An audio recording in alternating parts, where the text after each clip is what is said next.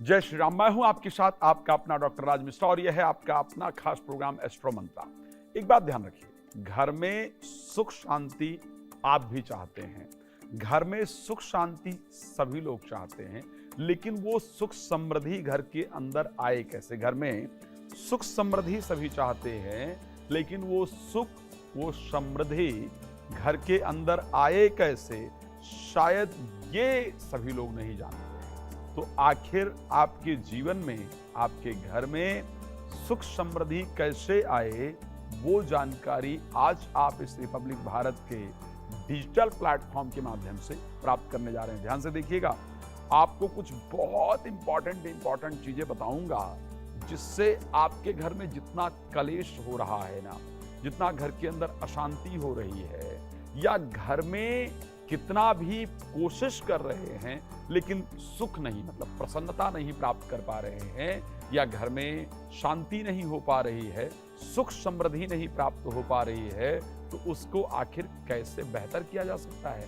मैंने बहुत लोगों को देखा है, जीवन में मशीन की तरह से मेहनत करते हैं, सुबह से उठ करके शाम तक सिर्फ काम काम काम काम करते रहते हैं और रात्रि में मशीन की तरह खाना खा करके और सो जाया करते हैं। लेकिन अगर देखा जाए तो फिर भी घर के अंदर ना तो सुख है और ना तो समृद्धि है। तो आखिर अगर आप चाहते हैं कि सुख और समृद्धि दोनों प्राप्त हो, तो ये एपिसोड, ये कार्यक्रम मेरा आपके लिए बहुत खास रहने वाला है। ध्यान से देखिएगा, घर में सुख समृद्धि कैसे उत्पन्न की जा सकती है। दो चीजें ध्यान रखिए।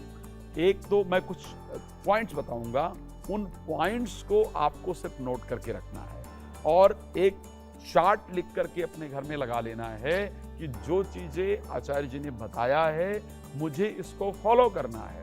आप ध्यान रखिए, अगर उसको आपने तरीके से फॉलो किया, श्रद्धा पूर्वक फॉलो किया, तो आप खुद अपने घर के अंदर सुख समृद्धि देख पाएंगे। और आप डेट नोट कर लीजिएगा, जिस दिन से आप इसको प्रारंभ कर रहे हैं या कर रही हैं, उसके बाद घर में धीरे धीरे जो अशांति का वातावरण था, जो नकारात्मकता था, जो प्रॉब्लम थी, वो दूर होनी शुरू हो जाएगी और आपको धीरे धीरे सुख समृद्धि घर के अंदर नजर आएगी। सबसे पहला पॉइंट आपको बता रहा हूं कि घर की सुख समृद्धि के लिए आपको क्या करना चाहिए। एक तो पीने के पानी में गंगा जल रोज जरूर डालना चाहिए। यदि आप चाहते हैं कि आपके घर में सुख समृद्धि हो, आपके घर में प्रेम हो, तो पीने के पानी में कृपया रोज गंगा जल जरूर डाला कीजिए। सबसे पहली चीज है। दूसरा बड़ा इंपॉर्टेंट पॉइंट बता रहा हूं, गंगा जल पीने से क्या होता है?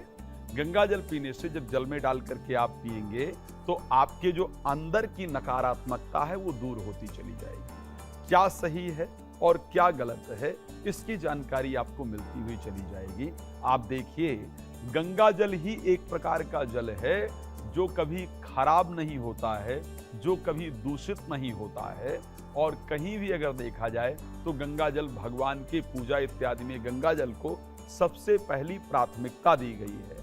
आज फॉरेन की बहुत सारी कंट्रियां, विदेशी जो साइंटिस्ट हैं, वो भी गंगा जल पर रिसर्च कर रहे हैं। तो यदि आप चाहती हैं या चाहते हैं कि घर के अंदर सुख समृद्धि हो, तो ऐसे परिस्थिति में गंगा जल जरूर सुबह पीने के पानी में डालना प्रारंभ कर दीजिए। इससे एक चीज और होगी, यदि किसी के अंदर नशे की लत है, परिवार के अंदर कोई नशा बहुत करती है या बहुत करता है, तो ऐसे परिस्थिति में उसके नशे की आदत भी इससे दूर हो जाएगी। तो ये डबल फायदा आपके लिए होने वाला है। कोई घर में क्रोध बहुत करता है या क्रोध बहुत करती है, तो ऐसे परिस्थिति में इस उपाय से उसका क्रोध भी शांत हो जाएगा, तो घर की एक और नकारात्मकता आपकी दूर होगी, घर में सुख समृद्धि होगी। अब दूसरा उपाय ऐसा कौन सा है जिसको किया जाए जिससे घर में सुख समृद्धि हमारी बनी है? मैंने सुख की बात की है और समृद्धि की बात की है।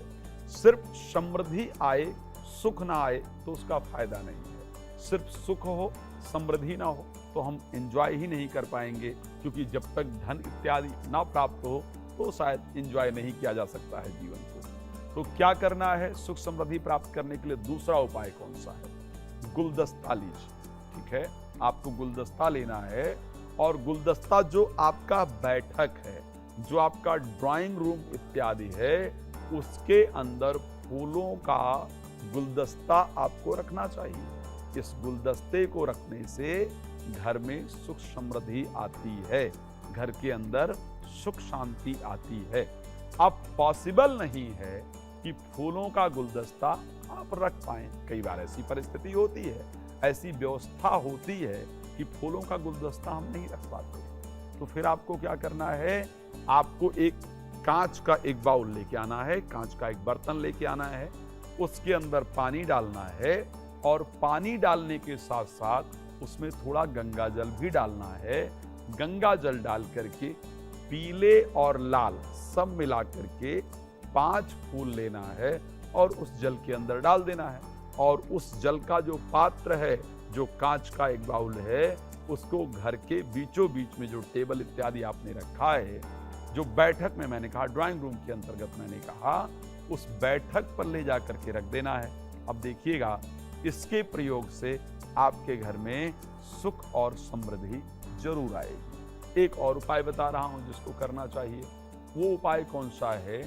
आपको अपने कमरे में शयन कक्ष के अंदर घर की सुख समृद्धि के लिए, भाई शयन कक्ष भी बड़ा महत्वपूर्ण स्थान रखता है। हम इसके बारे में एक विस्तार चर्चा करेंगे कि शयन कक्ष में क्या रखना चाहिए, क्या नहीं रखना चाहिए।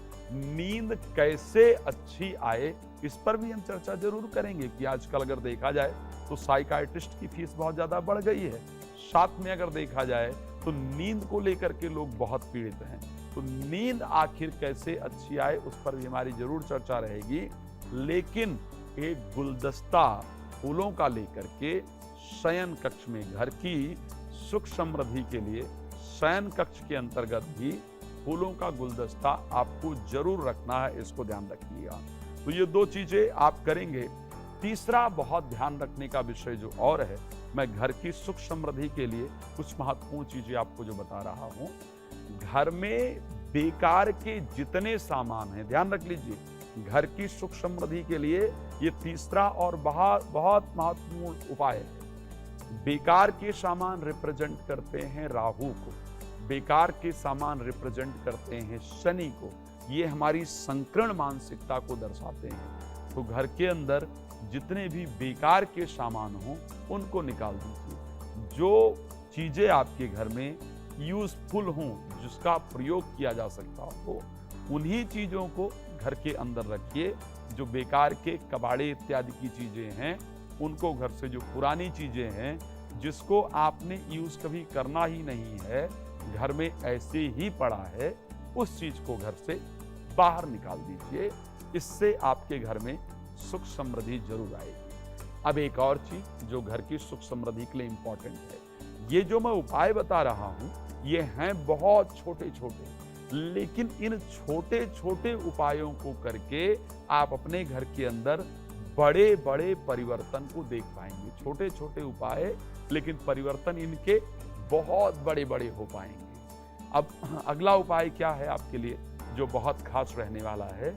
घर के ईशान कोण में जो कमरा है, ध्यान रखिएगा, घर के बिल्कुल बीचों बीच में खड़े होइए कंपास लेकर के और चेक कीजिए कि आपके घर में नॉर्थ ईस्ट डायरेक्शन में कौन सा कमरा पड़ रहा है। सबसे पहले नॉर्थ ईस्ट में किचन नहीं होना चाहिए, नॉर्थ ईस्ट में बाथरूम नहीं होना चाहिए, नहीं तो घर के अंदर सुख समृद्धि नहीं होती है, घर के अंदर सुख शांति नहीं होती है। और अगर नॉर्थ ईस्ट के अंदर कोई कमरा इत्यादि है, नॉर्थ ईस्ट जितना हल्का रहेगा उतना आपके लिए फायदेमंद है। नॉर्थ ईस्ट में अगर कोई कमरा है, वो कमरा हमेशा साफ सुथरा होना चाहिए, हमेशा वो कमरा आपका स्वच्छ होना चाहिए। उस कमरे में गंदगी इत्यादि नहीं रखना चाहिए, उसमें कोई कबाड़े इत्यादि का सामान नहीं रखना चाहिए। उस कमरे में भगवान की मूर्ति इत्यादि, साफ सुथरे सामान इत्यादि। उस कमरे में सोने के लिए अविवाहित लोग सो सकते हैं, बच्चा सो सकता है, एजुकेशन प्राप्त करने वाले लोग सो सकते हैं, या फिर जो ओल्ड एज के लोग हैं, हमारे घर के वृद्ध हैं, अगर वो वहां पर सोते हैं तो उनके लिए फायदेमंद है। तो हमें अगली चीज क्या करना है? अगली चीज हमें अपना नॉर्थ ईस्ट डायरेक्शन का जो कमरा है उसको पूरी तरह से स्वच्छ रखना है, उसको पूरी तरह से सुंदर रखना है, ये और ध्यान रखना है। अच्छा, अब एक और चीज घर के अंदर क्या प्रयास करना है, जो हमारा विशेष रूप से कमरा है जिसमें हम शयन करते हैं, उसके अंदर तराजू इत्यादि हमको नहीं रखना है। तो ये कुछ इंपॉर्टेंट चीजें हैं जिनको आप प्रयोग करेंगे तो आप अपने घर के अंदर सुख और समृद्धि पहले की अपेक्षा बेहतर देख पाएंगे। बड़ी सिंपल चीजें हैं, मैंने शायद बताई है, जिसको आसानी से प्रयोग किया जा सकता है। अगले और कार्यक्रम में हम खास चीजों पर चर्चा करेंगे, तो आप हमारे साथ बने रहिए। भगवान आपका जीवन सुख समृद्धियों से परिपूर्ण रखें, यही हमारी शुभकामना है। कोई प्रश्न अगर आपके मन में है, प्लीज आप उसको जरूर कमेंट में लिखिए। हम आपके प्रश्नों को भी आने वाले कार्यक्रम में लेने का प्रयास करेंगे। आपका बहुत धन्यवाद। भगवान आपका जीवन सुख समृद्धियों से परिपूर्ण रखें। जय श्री राम।